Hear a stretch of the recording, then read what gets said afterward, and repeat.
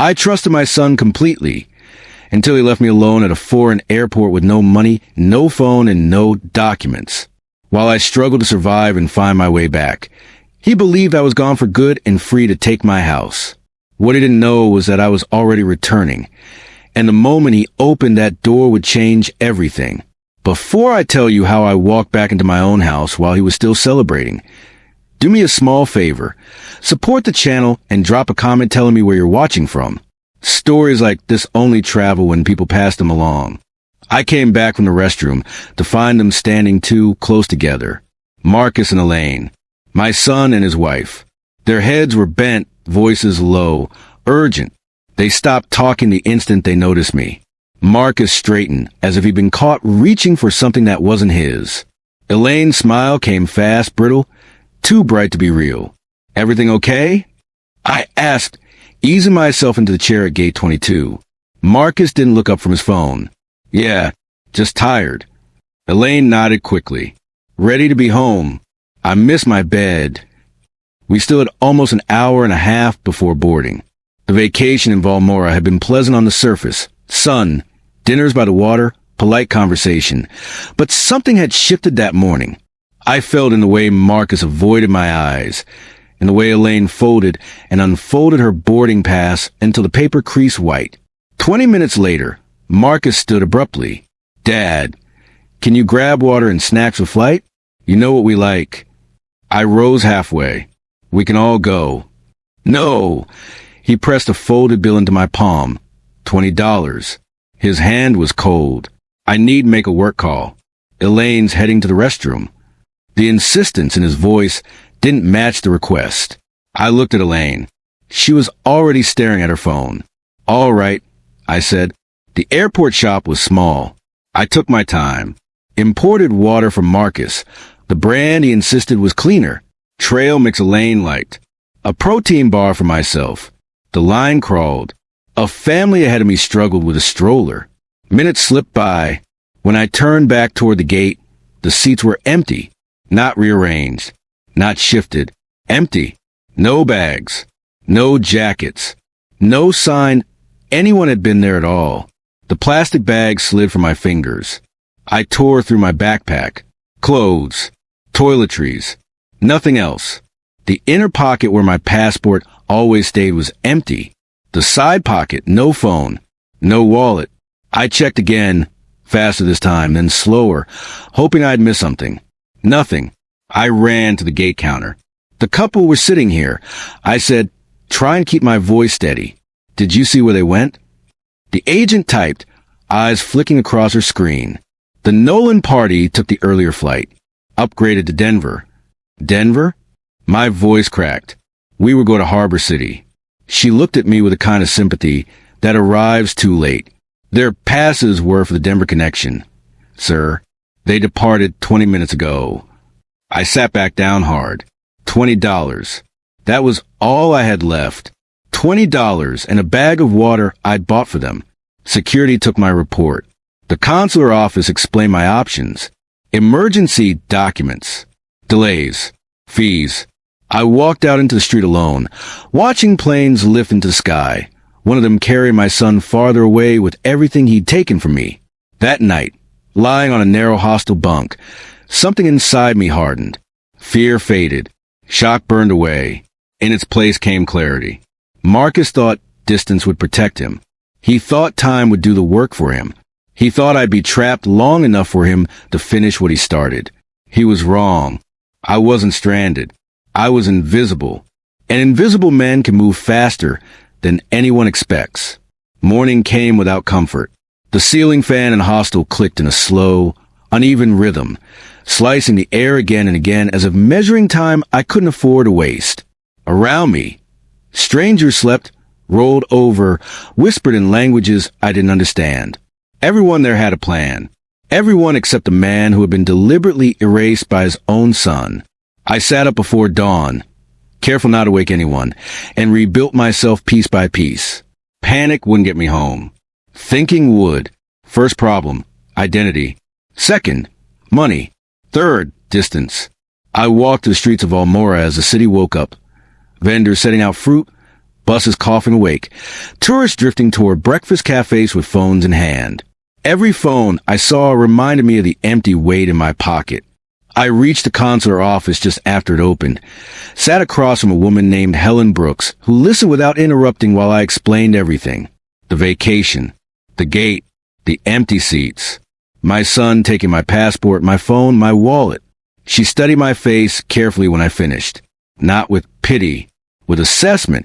We can issue an emergency travel document, she said, but it takes time, and you'll need a police report. I'll get it, I said immediately. She nodded once. Angry people move quickly, she said, almost to herself. At the police station, the officer raised his eyebrows when I explained who had taken my documents. Your son, he repeated. Yes, I said, and it wasn't a mistake. He typed slowly, deliberately, the way people do when they know the story won't be resolved neatly. When he slid the stamp report across the desk, it felt heavier than paper should. Proof that I hadn't imagined any of it. Back at the consular office, Helen surprised me. She arranged temporary funds. Nothing generous. Just enough. She deferred the fees. You'll pay it back, she said, not asking. That night, lying on the same narrow bunk, memories surfaced with brutal clarity. Marcus had been unusually attentive weeks before the trip. Helpful. Thoughtful. He brought lunch one afternoon and mentioned updating paperwork, just in case. A medical form, he'd said. Standard. Routine. He'd already pulled it up on his laptop, scrolled through quickly, handed me a digital pen. I had signed without hesitation. The realization landed like ice water. I sat up sharply, breath shallow. That hadn't been medical paperwork. It had been something else. Something he'd needed signed quietly, without witnesses, before I vanished long enough for it to matter. By the third day, I had the emergency document in my hand. Thin. Temporary. Enough. I booked the first flight home I could afford. Not the same route Marcus had taken. A different path, faster. Surprise would be my only advantage. As the plane lifted off, Valmora shrinking beneath the clouds, I didn't look back. My mind was already ahead of me, at my front door, at my study, at the places where proof either existed or had been removed. The city greeted me with rain and familiar gray skies. Home didn't feel safe anymore. It felt contested. The rideshare dropped me a block away. I walked the last distance slowly, heart pounding harder with every step. My house stood exactly as I'd left it. Pale siding, trim porch, garden waiting for spring. I retrieved the spare key from its hiding place and unlocked the door. Inside, the air felt wrong. Furniture shifted. Spaces empty that shouldn't have been. My grandfather's clock gone. The display cabinet hollowed out. In the study, a folder sat centered on my desk, placed too deliberately to be coincidence. I opened it. The words blurred for a moment, then snapped into focus. Property transfer. My name. His name. My signature. Dated weeks before the trip. The room didn't spin. I didn't shout. The anger I'd been carrying finally cooled into something sharper and far more dangerous. He hadn't just abandoned me. He'd prepared for it. I stepped back outside and knocked on my neighbor's door. An observant man named Leon, who had lived beside me for over a decade, opened it with a look of surprise that turned quickly to concern. You're back early, he said. I saw them leave days ago. Boxes. A lot of boxes. I borrowed his phone. Photographed everything. Empty shelves. Missing items. The documents. Evidence before emotion. When I locked the door behind me that night, I didn't feel like a victim. I felt like a man who had just discovered the rules of a game he hadn't known he was playing, and I intended to finish it. I didn't sleep that night. I sat at the kitchen table with a chipped mug of instant coffee, the folder open in front of me, rereading the same pages until the words burned themselves into my memory. The document was clean, official, stamped and notarized. Too clean. Marcus hadn't panicked when he left me behind. He'd planned this calmly, patiently, long before we ever packed our bags. At dawn, I made a list the way I used to before major negotiations. Not emotional. Practical. Locks. Lawyer. Money. Evidence. I called the bank first. security questions, verification. The woman on the line spoke in a cheerful tone that didn't match the weight in my chest. No changes to my accounts. No withdrawals. No new authorized users. Whatever Marcus had done, he hadn't touched the money yet. That told me something important. Either he couldn't, or he was waiting. Next, I called a locksmith. I didn't explain. I didn't need to. By noon, every lock on the house was changed. Front, back, garage. The old keys were dead weight now. When the locksmith handed me the new set, the solid click of metal felt like the first breath I'd taken in days.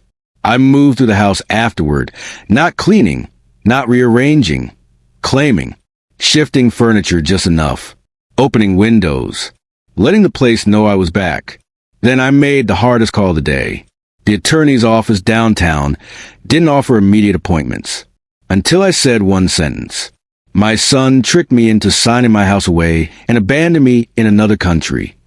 There was a pause. Then a different voice came on the line. Calm, controlled, curious. Come in this afternoon, she said. Her name was Evelyn Hart. Her office smelled like paper and toner, shelves lined with case files thick enough to tell their own stories.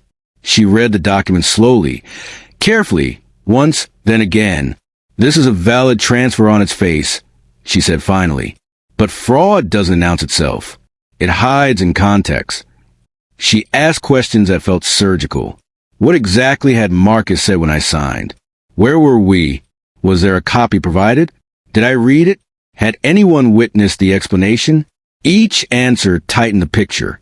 You were misled about the nature of the document, she said. That's our opening. An abandonment adds weight. Courts don't like patterns. I authorized a retainer without hesitation. Money meant nothing compared to control. By evening, exhaustion hit me all at once. I stood in the living room staring at the door as if expecting Marcus to appear at any second. He didn't. Of course he didn't. He still thought I was stranded. 2 days passed before I heard his car. I was standing by the window when it pulled into the driveway too fast. He got out first, confusion written across his face as he stared at the house. His wife followed, her eyes sharp, calculating. The key scraped uselessly in the lock. Once, twice, then harder. I didn't move. The knocking came next. Not polite, demanding. I opened the door, but stayed planted in the frame. Marcus froze. Dad? His voice wavered. You're here? I live here, I said calmly. His face shifted rapidly. Shock, calculation, anger. What is this? The locks. Changed, I said. You should have expected that. He recovered quickly. Too quickly. You can't do this. The house is mine. I stepped aside just enough for him to see the documents spread neatly on the table. You told me that was medical paperwork. I said, it wasn't, and you know it. His wife grabbed his arm, whispered urgently. Marcus straightened. That transfer is legal. You signed it, and you abandoned me to make sure I couldn't stop it. I replied, that part matters. He pulled out his phone. I'm calling the police. Good, I said. They already have my report. That stopped him. I watched something break behind his eyes. Not fear, not guilt. Certainty. The certainty that this wasn't going to be easy. This isn't over, he said. No, I agreed. It's just started. They left without another word. The door closed. The new lock held. I sank into a chair only after their car disappeared. The legal letters came fast after that. Claims. Counterclaims. Carefully worded accusations designed to paint me as confused, unstable, unreasonable. Evelyn handled them all with quiet efficiency. Then the first crack appeared. A private investigator she hired uncovered something Marcus hadn't counted on. Debt. Not small, manageable debt. Desperate debt. Max credit cards. Collection notices. Threats of legal action. The house hadn't been greed. It had been survival. And that made him sloppy. Emails surfaced. Property evaluations.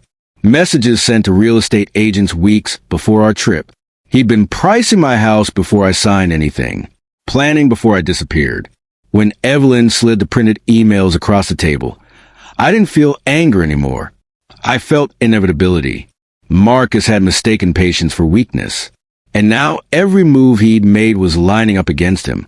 I went home that night and stood in the doorway of my study, looking at the empty spaces where my belongings used to be. I didn't imagine him defeated. I imagined him exposed. And exposure ruins people far more completely than anger ever could. The legal battle didn't explode all at once. It tightened slowly, like a wire being drawn around Marcus's life one careful turn at a time.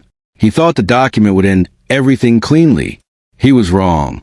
Paper creates wars that don't make noise at first. Evelyn warned me early. He's going to try to control the story, she said. Before he loses control of the house, he'll try to take control of perception. She was right. Within a week, messages began reaching me indirectly. Neighbors asking careful questions. Old friends sending awkward check-ins. Someone had been talking. When Leon showed me a post on his phone, I finally saw how Marcus planned to survive this. It was written gently, carefully, a story designed to sound reasonable. My husband's father gifted us his home, Elaine had written, then changed his mind and locked us out. We're struggling while he refuses to talk to us. No mention of Valmora. No mention of the airport. No mention of the passport, the phone, the wallet, the theft. Just a confused older man and a responsible young couple left without shelter. Should I respond? I asked Evelyn. She shook her head. Not publicly. Courts punish emotion. Silence unsettles liars. Marcus's next move came through his attorney. An emergency motion demanding possession of the house pending trial. He claimed hardship, hotel bills, inability to access his property. I laughed when Evelyn read it aloud, not because it was funny, but because it was desperate. They're trying to scare you into settling, she said. They want you to pay to end this. How much? I asked. Enough to hurt. The number arrived 2 days later. A six-figure offer disguised as compromise. He'd return the house in exchange for a payout. I didn't hesitate. No. That answer hardened everything. Marcus escalated. His lawyer requested a psychological evaluation, suggesting I hadn't understood what I signed due to age-related decline. That was the moment anger finally stirred again, not hot, but steady. I sat through the evaluation calmly. Memory tests, pattern recognition, decision-making exercises. The doctor smiled halfway through. You don't belong here, she said quietly. The report arrived a week later. Clear cognition, sound judgment, fully capable. That tactic collapsed instantly. Then Evelyn's investigator delivered the final piece. The notary. The document had been notarized improperly. Cash payment, public cafe, rush process, false statements about my mobility. The notary admitted it, provided a statement, knew his license would likely be revoked. It's over, Evelyn said softly. They just don't know it yet. The hearing was scheduled sooner than expected. I sat in the courtroom, watching Marcus avoid my eyes. Elaine whispered constantly, urgency bleeding through her composure. Their lawyer spoke confidently at first, arguing legality, consent, finality. Then Evelyn stood. She laid out the timeline without emotion. The pre-trip property evaluations, the misrepresentation of the document, the abandonment abroad, the stolen belongings later recovered from a storage unit registered in Marcus's name. When the judge asked Marcus to testify, I saw fear flicker across his face the first time. He spoke carefully, too carefully, and then Evelyn asked one question he wasn't ready for. Why did you research how long someone could be stranded abroad without documents, weeks before the trip? Silence filled the courtroom. Marcus stammered, deflected, denied. The judge didn't interrupt. That silence mattered more than any argument. The ruling came without drama. The transfer was voided. The house was mine. Criminal referrals were issued. Marcus didn't look at me when it ended. Elaine was already crying, not from remorse, but from calculation, realizing their escape routes were gone. I walked out into the daylight feeling strangely empty. Victory doesn't feel like triumph when the opponent is your child. It feels like survival, and survival was enough. The ruling didn't end things the way movies pretend justice does. There was no apology, no confession, no moment where Marcus suddenly understood what he had done and collapsed into regret. Real life doesn't wrap itself in redemption scenes. It just keeps moving, and people either survive or they don't. For several days after the hearing, the house felt unfamiliar again, not threatened this time, but hollow. Every room carried the echo of what had nearly been taken. I slept lightly, waking at the smallest sound, checking locks that were already secure. The war was over, but my body hadn't caught up yet. Evelyn called 2 days later. Her voice was measured, professional. "The prosecutor's office is moving forward," she said. "They're offering Marcus a plea. Probation restitution. No jail time due to lack of prior record. It will be permanent on his record." I closed my eyes. I felt nothing. No satisfaction. No anger. Just confirmation. "Accept it," I said. "I don't want to drag this out." Some people expect punishment to feel good. It doesn't. It just feels final. A week later, I went to collect my belongings from police evidence storage. The officer slid a plastic bin across the counter. Inside were pieces of my life reduced to inventory numbers. My watch, scratched with ticking. The camera, dusty but intact. The silverware wrapped in evidence bags like it committed a crime itself. I signed the form and carried the bin to my car slowly, as if speed might fracture something fragile. Back home, I unpacked everything carefully, returning each item to its place. When I wound the watch and heard its steady rhythm again, something inside my chest loosened for the first time since Valmora. That night, I slept without waking.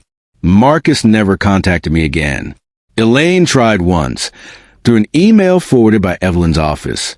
It was short, not an apology, more of a negotiation disguised as grief. I didn't reply. Silence is not cruelty. It's clarity. Weeks passed, then months. Summer softened into early fall. My life shrank back to manageable size. Morning coffee, grocery lists, garden work, ordinary days that had never felt so valuable before. One evening, I noticed a moving truck down the street, parked in front of a small apartment building. Something about the scene tugged at me. I stepped onto my porch and watched quietly. Marcus was carrying boxes. He looked thinner, older. His movements were automatic, drained of confidence. Elaine stood near the curb giving instructions, not lifting anything herself. The truck filled slowly with cheap furniture and mismatched boxes. Eviction notices were taped to the building door. I didn't step closer. I didn't wave. I didn't hide either. I watched until the truck pulled away. I felt no triumph, just distance. Daniel came over later with 2 glasses and a bottle he'd been saving. "That them?" he asked. "Yes." He poured without comment. We sat on the porch as evening settled in, watching the streetlights flicker on. "You okay?" he asked finally. "I think so," I said. "Not healed, but steady." He nodded. Sometimes steady is the best you get. After that night, the call stopped entirely. No unknown numbers. No messages. No intermediaries. The house grew quiet in a different way now. Peaceful, not tense. I rearranged the study. Donated items I no longer needed. Repainted the guest room. Claimed space intentionally, not defensively. I met with an estate attorney in early winter. We rewrote everything carefully. Explicit language. No ambiguity. My house, upon my death, would go to a foundation that supported housing for older adults displaced by family exploitation. Not punishment. Protection. When I signed the new documents, my hand didn't shake. People sometimes ask if I miss my son. I missed a version of him I thought existed. The child who once fell asleep on my chest during thunderstorms. The man I believed he'd become. But missing someone doesn't require welcoming them back into the place they tried to destroy. Trust, once weaponized, doesn't regenerate. On quiet mornings now, I sit at the kitchen table with the window open, sunlight cutting across the floor. I listen to the normal sounds of the neighborhood waking up, cars starting, someone walking a dog, a life continuing. I think back to the airport sometimes. The empty chairs, the plastic bag in my hand, the $20 bill pressed into my palm like a final insult. Marcus thought abandonment would erase me. He thought distance meant defeat. What he didn't understand was this. A man who survives being stripped of everything learns exactly what cannot be taken again. I didn't raise my voice. I didn't chase. I didn't beg. I came home. And when he opened the door thinking the house was finally his, I was already there, standing in the place he thought he'd stolen, smiling calmly, holding proof that some things are not inherited, transferred, or tricked away. They are defended. And that was the end of it. The months that followed didn't bring peace all at once. Peace arrived in fragments, small, almost unnoticeable moments that accumulated quietly, like dust settling after a collapse. I didn't wake up one morning feeling victorious or free. I woke up cautious. A man doesn't emerge unchanged from betrayal, especially when it comes from his own child. At first, every knock at the door tightened something in my chest. Every unfamiliar car that slowed near the house made me glance toward the window. I kept my phone close, not because I expected calls, but because part of me was still bracing for impact, still waiting for something else to fall. But nothing did. The criminal case moved forward without me needing to participate much. The prosecutor kept me informed, brief updates delivered in neutral language. Marcus accepted the plea. Probation, mandatory restitution, community service, a permanent mark on his record that could never be explained away as misunderstanding or family conflict. He did not contest it. He did not appeal. That told me more than any apology ever could. Elaine disappeared from my life entirely after that. No emails, no indirect messages, no public posts. It was as if she understood that continuing to speak would only keep doors open that were now permanently closed. The house slowly became just a house again. I took down the legal folders from the living room and returned them to a filing cabinet in the study. I stopped checking locks twice before bed. I replaced a broken picture frame in a hallway that had cracked during the frantic weeks after I returned from Valmora. Small repairs, practical repairs. The kind that don't announce healing, but allow it. One afternoon in late autumn, I found myself standing in the garage staring at boxes I hadn't opened in years. Old tools. Paperwork from the business I'd sold. Childhood artifacts Marcus had left behind long before everything went wrong. I sat on the concrete floor and went through them slowly. There were drawings he'd made as a child. A stick figure family with exaggerated smiles. A Father's Day card from elementary school, misspelled and earnest. I didn't cry. I didn't feel anger either. I felt distance. Memory is not the same as obligation. Loving someone once does not require tolerating what they become. That was one of the hardest truths to accept, and one of the most freeing. Winter came early that year. The first frost dusted the lawn before November had finished. I spent more time indoors, reading, reorganizing, settling into a rhythm I hadn't allowed myself while the case was active. Without constant motion, thoughts surfaced more often. I thought about the moment at the airport, the exact second I realized I was alone. How quickly the world had narrowed to practical survival. No passport, no phone, no money, just clarity. People assume abandonment breaks you. It can, but it can also strip away illusion. In Valmora, sitting on a hard bench outside the consular office, I had understood something fundamental. Nothing I owned truly belonged to me except my judgment. Not my house, not my money, not even my family. Judgment is what remains when everything else is taken. That understanding guided every decision afterward. Neighbors eventually stopped asking questions. The story lost its novelty. People moved on to their own lives. I liked that. I didn't want sympathy. I didn't want validation. I wanted anonymity. The kind that lets a man exist without explanation. Daniel remained a quiet constant. We shared meals occasionally, worked on garden projects, talked about things that mattered less than they used to, baseball scores, weather, the absurdity of modern politics, the ordinary glue of human connection. One evening, while we were repairing a section of fence, he asked a question I'd been expecting. Do you think you'll ever speak to him again? I considered it carefully. I don't know, I said honestly. But if I do, it won't be because I'm hoping for something. It'll be because I've already accepted that nothing will change. Daniel nodded. That sounds final. It is, I said, and that's okay. Finality isn't bitterness. It's boundary. In early spring, I followed through on the estate plan. The foundation representative came by to discuss logistics. Not ownership yet, just future planning.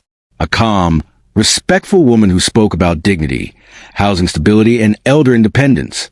Listening to her felt like redirecting something that had almost been stolen into something purposeful. I wasn't erasing my son from my life. I was ensuring he could never weaponize it again. Some people would call that harsh. I call it responsible. On the anniversary of my return from Valmora, I didn't mark the day intentionally. It passed unnoticed until I realized later that evening what date it was. I stood at the kitchen sink, washing a mug, and felt something unexpected. Gratitude, not for what happened, but for what didn't. I wasn't trapped abroad. I wasn't erased from my own life. I wasn't reduced to silence or dependence. I had come home. I had stood my ground. I had survived not only the betrayal, but the temptation to become something smaller afterward. That matters.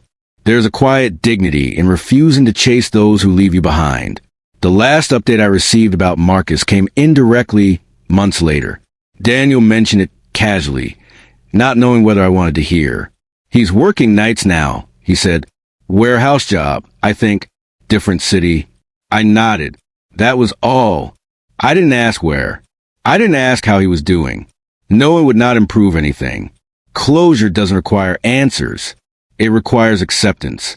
Now, when I sit on my porch in the evenings, watching the neighborhood settle into darkness, I don't feel victorious. I feel intact, untouched by the version of events Marcus tried to write for me. He believed removing me physically would remove me legally. He believed isolation meant powerlessness. He believed age meant compliance. He was wrong on all counts. And that, quietly without spectacle or shouting, is how his plan ended. Not with punishment, not with triumph, but with a man standing exactly where he belongs, unmovable, no longer available to be used. The first time I saw Marcus again was not dramatic. There was no confrontation, no raised voices, no moment that demanded witnesses. It happened on an ordinary weekday morning, the kind of morning where nothing feels destined. I was downtown, standing in line at a hardware store, waiting to pay for a new set of garden shears. The line moved slowly. I was reading the back of the packaging when I felt it. That subtle awareness you get when someone familiar is nearby before you actually see them. I looked up. He was 2 people ahead of me. For a second, my mind rejected what my eyes were telling it. He looked thinner, older in a way that wasn't about age, but erosion. His jacket was worn at the cuffs. His shoulders curved inward slightly, as if he'd learned to make himself smaller in public spaces. He didn't look like a man who had lost everything in one moment. He looked like a man who had been losing things steadily, quietly, for months. He hadn't seen me yet. I considered leaving the line. That was my first instinct. Avoidance is easy when you've already drawn your boundaries. But something in me stayed still. Not out of anger. Not curiosity. Out of certainty. If he saw me, he saw me. If he didn't, that was fine too. The cashier called for the next customer. Marcus stepped forward, placed a small box of screws and a work glove on the counter. The cashier greeted him casually. Marcus nodded, paid, gathered his items. Then he turned. Our eyes met. Time didn't slow. My heart didn't race. There was no surge of adrenaline. Just recognition, mutual and immediate. He froze. I saw the conflict cross his face before he could hide it. Surprise, then calculation, then something like resignation. He opened his mouth, closed it, swallowed. I didn't move. There are moments when silence is not absence, but presence. This was one of them. Dad, he said finally. His voice was quieter than I remembered. Not weak, restrained. Marcus, I replied. That was all. People around us continued their transactions. The world didn't pause for reconciliation or regret. It never does. I didn't expect, he started. then stopped himself. I didn't think I'd run into you. I live here, I said. Not accusing. Just factual. He nodded. Right. Another pause stretched between us. This one heavier. He began again. His hands tightened around the plastic bag he was holding. I know I shouldn't. You don't have to say anything, I said. He looked at me sharply, as if unsure whether that was permission or dismissal. I added, this isn't a conversation we owe each other. His eyes flickered. Something like relief crossed his face, followed quickly by something else, loss maybe, or the realization that relief and loss sometimes look the same. I'm not asking for anything, he said quickly. Too quickly. I just wanted you to know I'm working. I'm paying things back. I'm not. I didn't ask, I said gently. He flinched, not because the words were cruel, but because they were clean. I know, he said. I just thought that you should explain. I finished for him, that if you filled in the blanks, something might change. He didn't deny it. I understand that instinct, I continued, but explanations are for people who still share a future. We don't. That was the moment it landed, not the court ruling, not the probation terms, not the loss of the house. His face tightened. His jaw worked as if he were holding something back. He nodded slowly. Okay, he said. I picked up my bag from the counter. The cashier called for the next customer. As I walked past Marcus, I stopped, not because I needed to, but because I wanted the moment to end cleanly. I hope you build something that doesn't require taking it from someone else, I said. That's all. Then I left. Outside, the air felt sharper than it had inside. I stood on the sidewalk for a moment, breathing deeply, letting the encounter settle. There was no triumph in me, no satisfaction, only finality. I realized that forgiveness is often misunderstood. It's not reconciliation. It's not trust restored. It's not pretending something didn't happen. Forgiveness is simply deciding not to let someone's worst act dictate your remaining years. I had already done that. The weeks after that encounter were quieter than I expected. No emotional backlash. No delayed grief.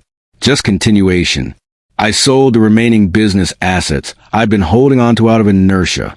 Closed accounts that no longer served a purpose. Simplified. Reduced. I spent more time outdoors. Gardening became less about maintenance and more about presence. You can't rush soil. You can't argue with seasons. That suited me. The foundation paperwork progressed steadily. I visited one of the properties slated for future conversion into housing. Met people who spoke about stability as if it were oxygen. Listened more than I talked. Legacy, I learned, is not about what carries your name. It's about what carries forward without needing it.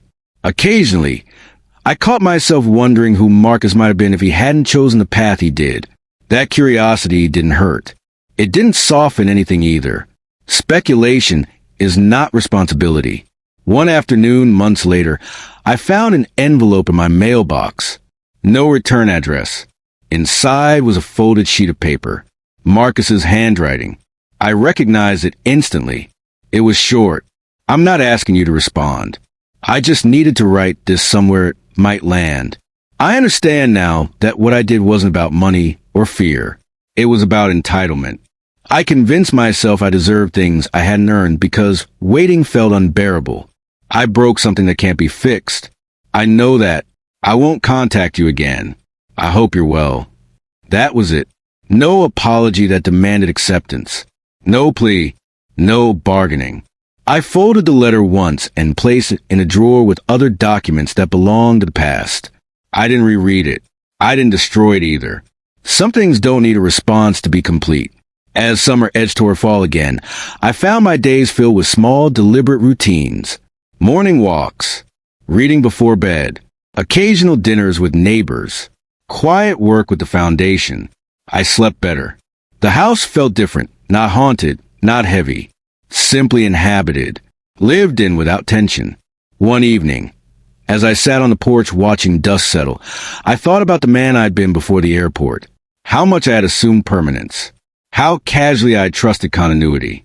That man hadn't been foolish. He'd been human. But this version of me, understood something essential. Survival is not loud. Strength is not spectacle. And dignity is not something you defend once. It's something you choose again every day. Marcus chose differently. And that, finally, was no longer my burden to carry. The streetlights flickered on one by one. Somewhere down the block, someone laughed. Somewhere else, a door closed gently. Life continued. So did I. The first real winter after everything ended arrived quietly. No dramatic storms.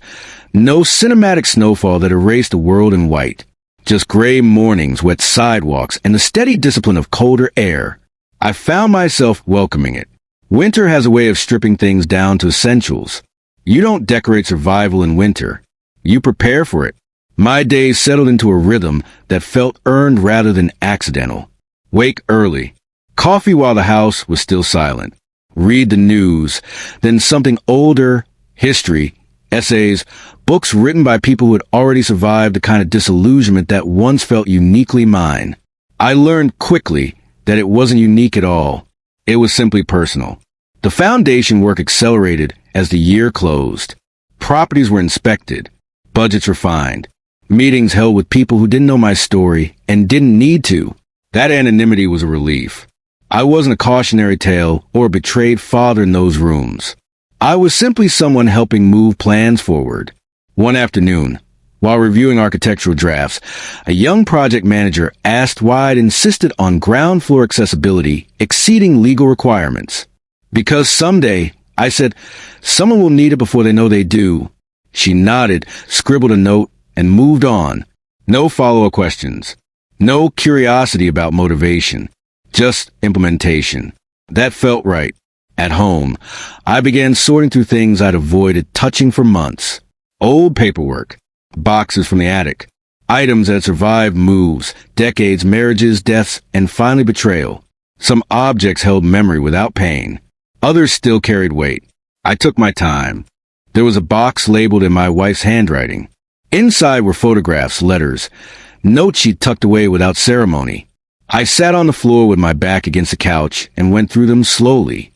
She had written to Marcus once, years ago, after an argument I hadn't known the details of. The letter wasn't accusatory. It was careful, loving, firm. You don't get to treat people as if they're replaceable just because you're angry, she'd written. Anger explains behavior, but it doesn't excuse it. I closed my eyes when I finished reading. She had seen it, long before I had. Not everything, perhaps, but enough. That realization didn't bring guilt. It brought clarity. I hadn't failed by trusting my son. I'd failed by not listening to the warning signs when they were still quiet. Failure acknowledged is no longer failure. It becomes information.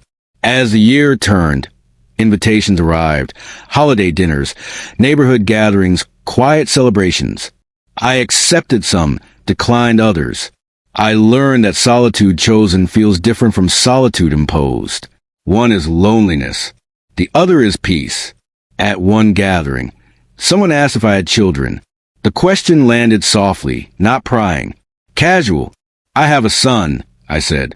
That was all. I didn't feel compelled to explain further. Titles don't require footnotes. Late January brought the court's final paperwork. Administrative, procedural, unemotional. The kind of document that closes doors permanently without drama. I signed where required, scanned copies, filed them away. The case was finished. The criminal proceedings moved slowly. Probation terms finalized. Restitution schedules set that I knew would never be fully met. I wasn't asked to attend sentencing. I chose not to.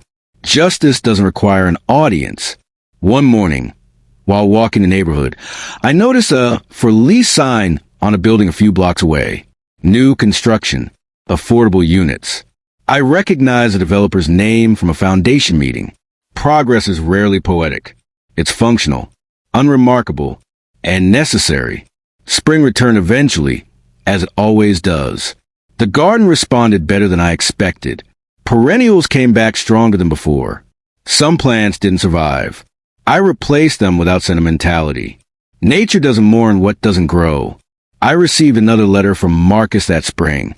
This one shorter. No explanations, just notification. He'd moved out of state for work, would not contact me again, wish me well. I read it once, then recycled it. Closure doesn't always come with emotion. Sometimes it comes with logistics. One afternoon, while reorganizing my study, I found the old emergency passport tucked inside a drawer. The temporary document had expired long ago, but seeing again stirred something I hadn't expected. Not anger, gratitude. That passport represented the moment I stopped being helpless. The moment I stopped assuming rescue would come from the person who caused the harm. It was proof that I could still navigate my way back when the familiar paths collapsed. I considered shredding it, then decided to keep it, not as a reminder of betrayal, but as evidence of resilience. Summer arrived gently. The foundation hosted its first open house at a renovated property. No press, no speeches, just people walking through a space that was finally safe, clean, and theirs. I watched an older man run his hand along a newly installed railing, testing its sturdiness. A woman paused near a window, staring out as if seeing something more than the street. I stood back, let the moment belong to them. That night, alone at home, I poured a glass of wine for the first time in months. Not celebration, reflection. I sat on the porch, listening to the hum of the neighborhood. I thought about the word inheritance. We treat it as something passed down. But the truth is, inheritance is often something we pass through. Pain, fear, entitlement. Or, if we're careful, wisdom. Marcus had inherited my resources, but not my restraint. My discipline, but not my patience. My success, but not the work that built it. That wasn't cruelty. It was consequence.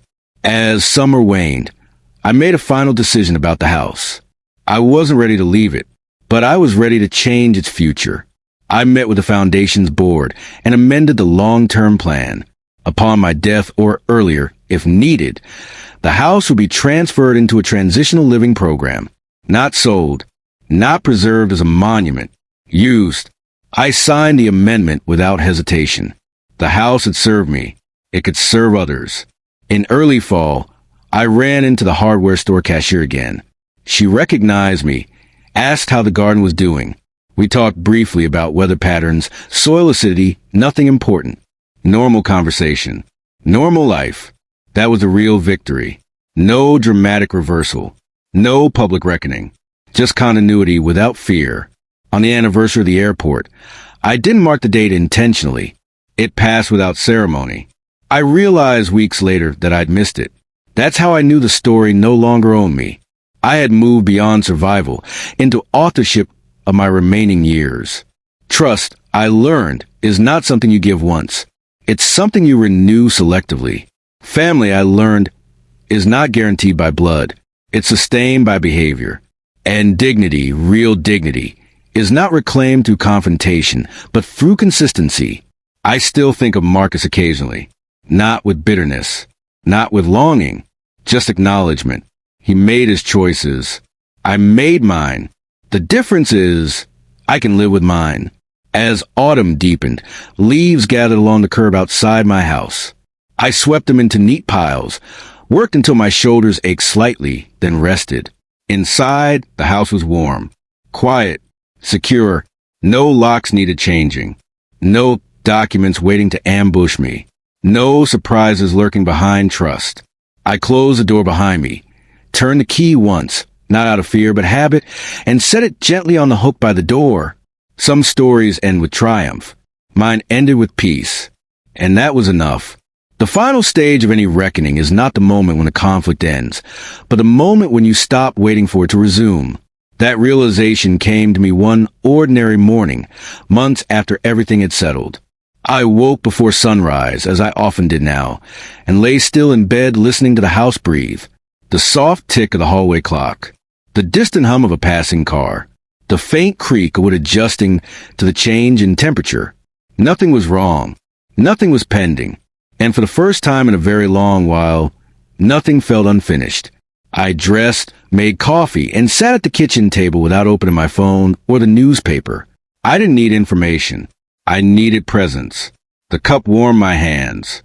Steam rose and disappeared. Simple things, unremarkable, but solid. These were the moments that used to slip by unnoticed when my attention was always anchored to someone else's needs, someone else's expectations. I thought about how much of my life I had spent preparing for the future, as if it were a contract. Build this, provide that, protect against uncertainty. I had believed that if I structured things correctly, outcomes would follow logic. What I had learned instead was this. People are not governed by logic when entitlement replaces gratitude. That lesson didn't make me cynical. It made me precise.